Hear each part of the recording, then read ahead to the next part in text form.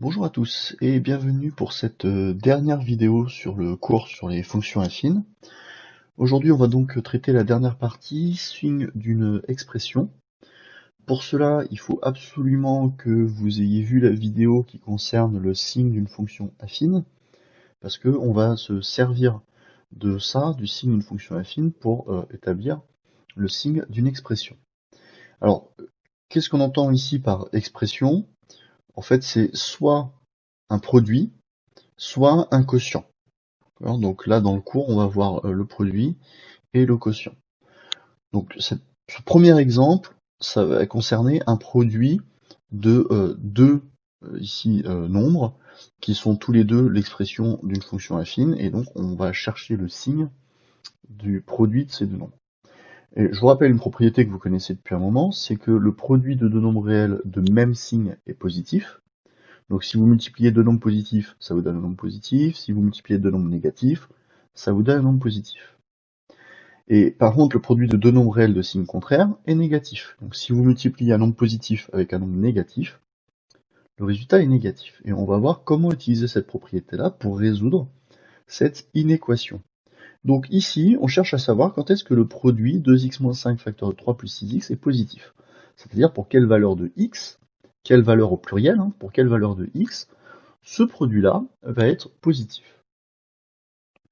La technique ici, il s'agit simplement de regarder parenthèse par parenthèse. Donc ici vous avez la première parenthèse 2x moins 5, ici vous avez la deuxième parenthèse 3 plus 6x. Chacune de ces parenthèses correspond à l'expression d'une fonction affine.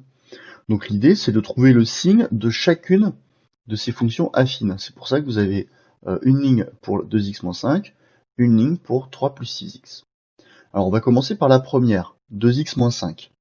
On fait comme d'habitude, comme dans la vidéo précédente où on cherchait le signe de 2x moins 5, on commence déjà par se poser la question, quand est-ce que 2x moins 5 est égal à 0?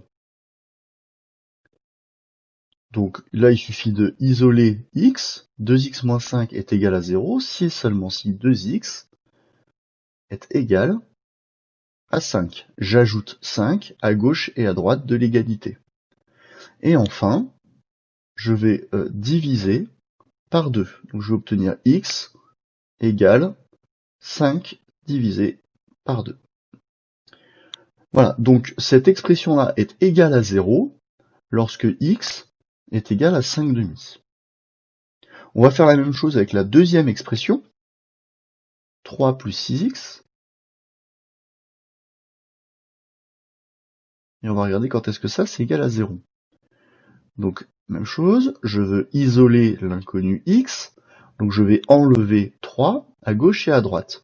Je vais obtenir 6x égale moins 3, puisqu'on soustrait 3 à gauche et à droite. Et enfin, je divise par 6, ce qui nous donne x égale moins 3 divisé par 6, qu'on peut simplifier en moins 1 demi. Voilà, donc ça veut dire que ce nombre-là est égal à 0 lorsque x égale 5 demi, ce nombre-là est égal à 0 lorsque x égale moins 1 demi. On va placer ces deux nombres-là, 5 demi et moins 1 demi, ici dans notre tableau au niveau des x. Ça c'est les valeurs de x. Donc on les classe évidemment dans l'ordre du plus petit au plus grand. Le plus petit, c'est moins 1 demi. Et le plus grand, c'est 5 demi. Okay, on va tirer un trait vertical, vous allez comprendre tout de suite pourquoi, au niveau de ces deux-là. Alors, 2x moins 5 égale 0 lorsque x égale 5 demi. Donc je regarde la ligne qui correspond à 2x moins 5, d'accord? Donc j'ai 2x moins 5 ici, 2x moins 5 ici.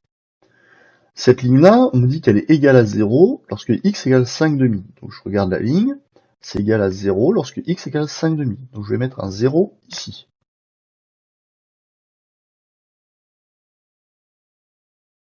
Je regarde la ligne d'en dessous, 3 plus 6x. 3 plus 6x, c'est égal à 0 lorsque x égale moins 1 demi. 3 plus 6x, c'est égal à 0 lorsque x égale moins 1 demi. Donc le 0 est là.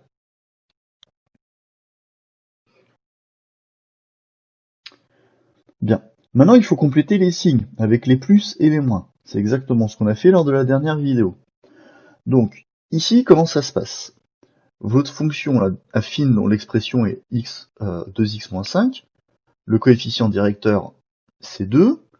2 est positif. Donc, l'expression, la fonction affine qui est là va être représentée par une droite qui va monter. Donc, cette fonction affine va être croissante. Si elle est croissante, ça veut dire qu'on démarre avec les nombres négatifs et on termine avec les nombres positifs. Donc ça veut dire que ici, j'ai moins et plus. D'accord? Parce que entre le négatif et le positif, il y a un moment, on arrive à 0. D'accord? Donc ce moment, c'est ici. C'est là qu'on arrive à 0. Donc avant 0, on met des moins. Peu importe le nombre de cases qu'on a ici, on met des moins partout avant le 0. Et une fois qu'on a dépassé le 0, on met un plus. Si je regarde la deuxième fonction, qui a x associe 3 plus 6x, cette fois-ci le coefficient directeur est égal à 6, d'accord? C'est le coefficient par lequel on multiplie x. Ce coefficient directeur m, il est positif, donc là encore, on a l'expression d'une fonction affine qui est croissante. Donc là encore, on va aller du moins vers le plus, en passant quelque part par 0. Donc si je vais du moins vers le plus, ça veut dire que je vais mettre ici moins, plus, plus. Je change de signe au moment où je trouve le 0. Donc je vais avoir un moins ici, plus ici, plus ici. Maintenant, c'est là qu'on utilise cette propriété-là. C'est-à-dire que ici, sur l'intervalle moins l'infini moins un demi, les deux nombres sont négatifs. Donc si je les multiplie entre eux, puisque les deux nombres sont négatifs, si je les multiplie entre eux, ça me donne un nombre positif. Ici, sur l'intervalle moins un demi, 5 demi, j'ai un premier nombre qui est négatif, un deuxième nombre qui est positif.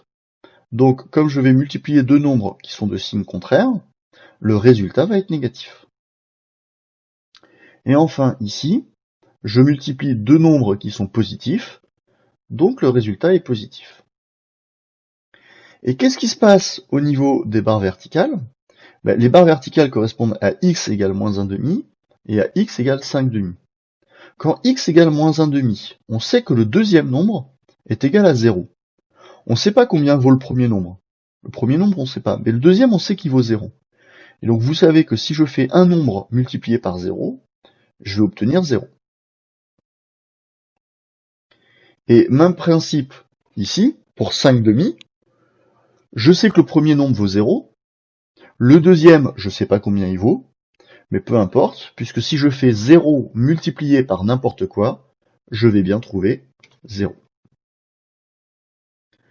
Donc au final, cette expression-là, elle est d'abord positive, puis elle est négative, puis elle est positive. Et quand elle change de signe, c'est quand elle est égale à 0. Alors, on regarde maintenant l'inéquation qu'on veut résoudre. Nous, on voulait résoudre cette inéquation-là, c'est-à-dire qu'on voulait savoir quand est-ce que c'était strictement positif. Maintenant, c'est facile, il suffit de regarder où est-ce qu'il y a un plus. Donc, l'inéquation 2x moins 5 facteur de 3 plus 6x supérieur à 0, cette inéquation-là, elle est tout simplement équivalente à dire que x appartient soit à cet intervalle-là, soit à cet intervalle-là. Et donc ça, on sait l'écrire, c'est x appartient à l'intervalle moins l'infini moins un demi, ou bien, symbole de la réunion, 5 demi plus l'infini. Comment on met les crochets? Bien, les crochets sont ouverts en moins l'infini et en plus l'infini. Et en moins un demi et en 5 demi, qu'est-ce qui se passe? Pour ces deux nombres-là, notre expression est égale à 0. Moi, je ne veux pas que ça soit égal à 0, je veux que ça soit strictement plus grand que 0. Donc si je ne veux pas que ça soit égal à 0, il faut que j'exclue la solution moins un demi et 5 demi. Et voilà, on a fini de résoudre notre inéquation qui est là. Alors imaginons qu'on nous aurait demandé 2x moins 5 facteur de 3 plus 6x inférieur ou égal à 0? Et bien là, on aurait regardé quand est-ce que c'est inférieur à 0, c'est-à-dire quand est-ce que c'est négatif, d'accord? Le positif, c'est plus grand que 0, et le négatif, c'est plus petit que 0. Alors, quand est-ce que c'est inférieur à 0? Ben justement, sur l'intervalle qui est ici, entre moins 1,5 et 5,5.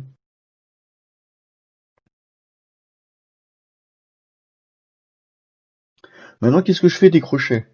Je dis que je veux que ça soit inférieur ou égal à 0. Donc, j'accepte que ce soit égal à 0. Si j'accepte que ce soit égal à 0, j'accepte les solutions moins 1,5 et 5,5, donc je ferme les crochets.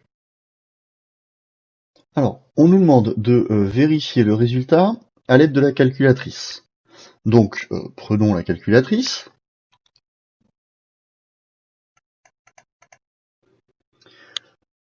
Donc j'ai mis la fonction, 2x moins 5 facteur de 3 plus 6x. Si je trace le graphique de cette fonction, je vais changer les axes. Je vais mettre entre moins 10 et 10 aussi en y. C'était pas assez. Allez, moins 20 et 10. Non, toujours pas. Alors le minimum il est où? Il est à moins 26. Donc, voilà. Donc on va se mettre à moins 35. Voilà, donc qu'est-ce qu'on remarque ici? C'est que la courbe, ici elle descend, puis elle remonte, la fonction est décroissante puis croissante, mais c'est pas ça qui nous intéresse. Ce qui nous intéresse, c'est le signe. Qu'est-ce qu'on remarque là? La fonction est d'abord positive, on est au-dessus de l'axe des abscisses, puis ça coupe l'axe des abscisses, on a calculé que ça coupait l'axe des abscisses en moins 1,5, puis c'est négatif, c'est négatif, c'est négatif, c'est négatif, c'est négatif, c'est négatif, c'est négatif, c'est négatif, c'est négatif, c'est négatif, et à un moment, en 5,5, ça redevient positif. Donc on obtient exactement ce qu'on voit dans le tableau, à savoir que c'est d'abord positif, ça coupe l'axe des abscisses, c'est négatif, ça coupe l'axe des abscisses, c'est positif. D'accord? Notre dessin ici, ça faisait quelque chose comme ça. Tac. D'accord? C'est négatif, c'est positif ici. Ça passe par, ça coupe l'axe des abscisses, donc c'est égal à 0. C'est négatif, ça coupe l'axe des abscisses, c'est égal à 0, et ça redevient positif. Voilà pour ce premier exemple sur le signe d'un produit. Là, ce qu'il faudrait faire, c'est, vous allez maintenant faire l'exercice 71, page 110. Je ne vais pas corriger l'exercice dans cette vidéo, on le corrigera en classe, d'accord? Mais il faut absolument que vous le fassiez chez vous. Ça reprend toutes les étapes qu'on a faites ici. C'est-à-dire qu'on regarde d'abord quand est-ce que la première parenthèse s'annule, on cherche le signe de cette parenthèse-là, on regarde quand est-ce que la deuxième parenthèse s'annule, on regarde le signe de la deuxième parenthèse, et ensuite simplement en faisant la propriété sur les produits, on trouve le signe de la multiplication. Et enfin, on répond à la question à l'aide d'intervalles, mais ça c'est le genre de choses que vous saviez déjà faire. On passe maintenant au quotient. Et pour le quotient, on va voir que c'est presque pareil. Il y a une petite différence à la fin, donc il faudra se méfier. Mais sinon, vous allez voir que la méthode reste la même. Pourquoi? Parce que simplement, la propriété qui est valable pour les produits reste valable pour les quotients. C'est-à-dire que deux nombres, quand je fais le quotient de deux nombres de même signe, le quotient est positif. Et quand je fais le quotient de deux nombres de signes contraires, le quotient est négatif. Donc ça, c'est une propriété que vous avez apprise au collège. Et on va donc s'en servir ici pour trouver le signe de ce quotient-là. Donc exactement de la même façon que tout à l'heure, je vais commencer par le premier, 3x plus 6. Je regarde quand est-ce que 3x plus 6 est égal à 0. Je résume mon équation, j'enlève 6 à gauche et à droite, ça me donne 3x égale moins 6. Et enfin, je divise par 3, ça me donne x égale moins 6 divisé par 3. Et moins 6 divisé par 3, c'est égal à moins 2. Je fais la même chose pour la deuxième expression, 16 moins 4x, c'est égal à 0, si et seulement si. Donc là, par exemple, je vais enlever le 16. Donc si j'enlève le 16, il me reste moins 4x. Et à droite, si je fais 0 moins 16, ça me fait moins 16. Et enfin, je divise par moins 4, ce qui me fait moins 16 divisé par moins 4. Et ça, quand vous faites le calcul, vous trouvez 4. Donc au final, j'ai deux nombres qui m'intéressent. C'est le nombre moins 2 et le nombre 4. Donc je vais faire comme tout à l'heure, je vais tirer un trait vertical ici et là. Pour le nombre moins 2, c'est 3x plus 6 qui est égal à 0. Donc 3x plus 6 est égal à 0 pour le nombre moins 2. Donc je vais mettre un 0 ici. En 4, pour x égale 4, c'est 16 moins 4x qui est égal à 0. Donc quand x égale 4, c'est 16 moins 4x qui est égal à 0. Je mets un 0 ici. Maintenant, on veut chercher le signe de ces trucs-là. Donc on fait comme tout à l'heure. Ici, le coefficient directeur, c'est 3. D'accord, ça c'est m. Puisque m est positif, on va avoir une fonction qui est croissante. Si la fonction est croissante, elle va du moins vers le plus. Et quelque part, elle va passer par 0. Donc le 0 est ici. Donc avant le 0, c'est négatif.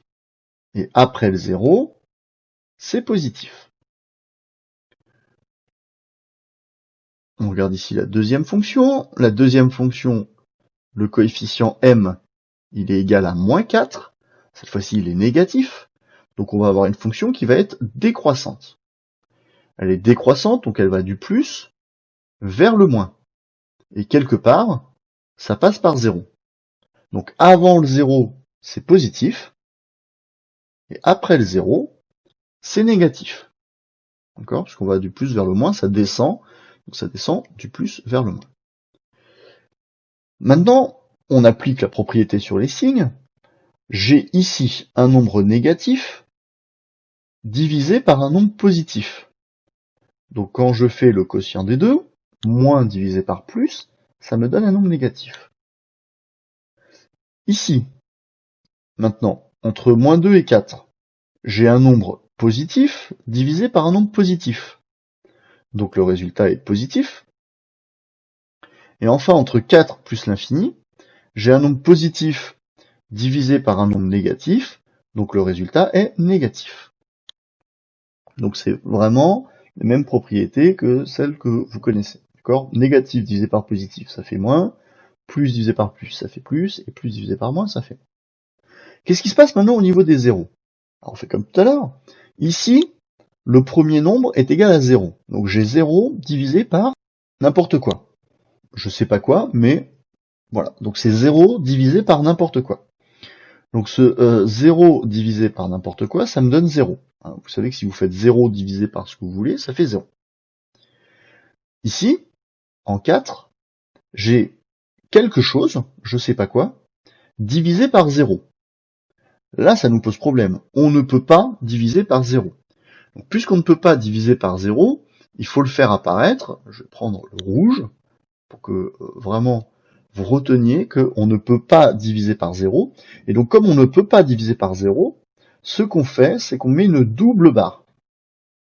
D'accord ? Donc, vous mettez une double barre ici.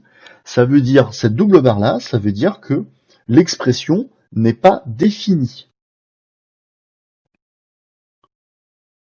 Et ça, vous le savez, on a déjà parlé d'ensemble de définitions. Donc, vous savez ce que ça veut dire que l'expression n'est pas définie. D'accord ? Et ça veut dire que le nombre 4 est une valeur interdite.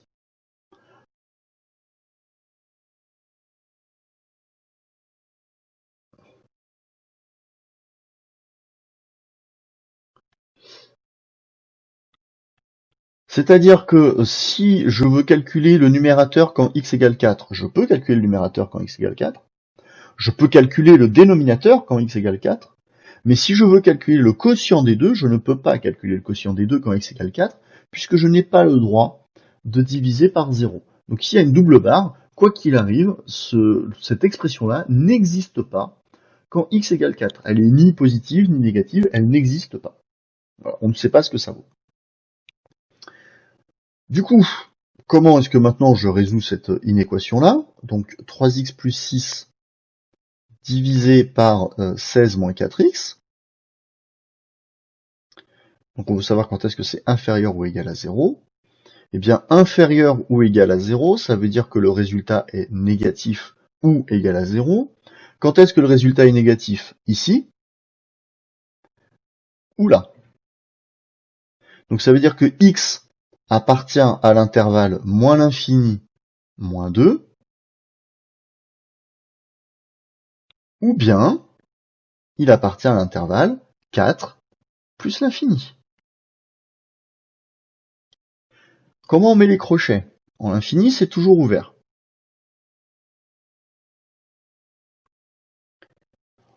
En moins 2, le quotient est égal à 0. On a dit que c'était soit inférieur ou égal à 0. Donc on autorise que le quotient soit égal à 0. Donc le crochet est fermé. Et en 4, la fonction n'est pas définie. 4 est une valeur interdite. Donc si c'est une valeur interdite, quoi qu'il arrive, j'ouvre le crochet. Peu importe l'inéquation que j'ai là, le nombre 4 ne pourra jamais faire partie des solutions. 4 est une valeur interdite. Voilà, donc vous voyez que la méthode est exactement la même que pour le produit. La seule différence, c'est qu'il faut faire attention aux valeurs interdites. Voilà. Donc pour vous entraîner, vous allez faire l'exercice 72 de la page 111. Et même chose, on le corrigera en classe. D'accord? L'exercice 72, il vous détaille étape par étape. Donc vous calculez le signe de la première expression, vous regardez quand est-ce qu'elle s'annule, quand est-ce que c'est négatif, quand est-ce que c'est positif. Vous regardez le signe de la deuxième expression, même chose, quand est-ce que ça s'annule, quand est-ce que c'est positif, quand est-ce que c'est négatif. Et enfin, vous regardez le signe du quotient en appliquant la propriété qui est au-dessus. Vous faites bien attention à la double barre, et ça vous permet ensuite de résoudre l'équation qui vous est proposée. Voilà, on a terminé avec cette vidéo, on a terminé avec le cours sur les fonctions affines. Il ne reste plus qu'à faire des exercices pour vous entraîner et pour bien maîtriser les fonctions affines qui nous serviront dans tous les prochains chapitres sur les fonctions. Voilà, bon courage à tous, bon travail et à bientôt. Au revoir.